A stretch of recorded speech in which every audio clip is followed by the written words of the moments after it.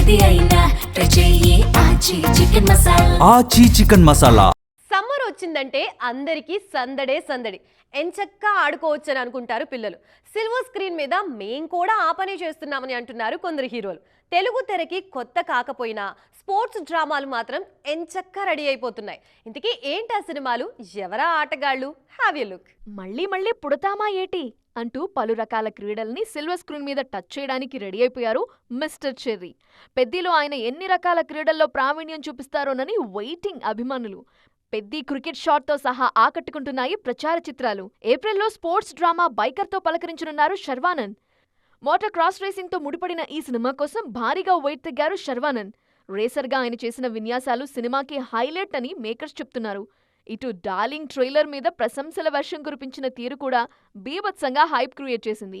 Vishwanath and sons movie publicity video చూసిన వారికి సూర్య, మమిత మధ్య వచ్చే సన్నివేశాలు ఎంతగా నచ్చాయో ఇందులో సూర్య చేసే క్యారెక్టర్ మీద కూడా ఫోకస్ అంతే పెరిగింది. పిస్టల్ షూటింగ్తో ముడిపడిన సబ్జెక్ట్తో ఈ సినిమా రూపొందింది. కంటి చూపుకు 40లో ఉండే పదును గురించి చెప్పిన డైలాగులు ఆకట్టుకున్నాయి.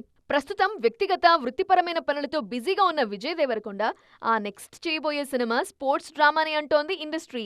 విక్రమ్ కే కుమార్ చెప్పిన స్పోర్ట్స్ డ్రామా రౌడీ హీరోకి చాలా బాగా నచ్చిందని, స్వారీ అనే పేరు ప్రచారంలో ఉందని మాట్లాడుకుంటోంది ఇండస్ట్రీ. ప్రస్తుతం రణబాలి పనుల్లో బిజీగా ఉన్నారు వీడి. ప్రస్తుతం కొరియన్ కనకరాజుగా నటిస్తున్నారు వరుణ్ తేజ్. ఈ సినిమా తరువాత తన సోదరి నిహారిక కొణిదెల నిర్మాణంలో ఓ సినిమాలో నటించనున్నారు.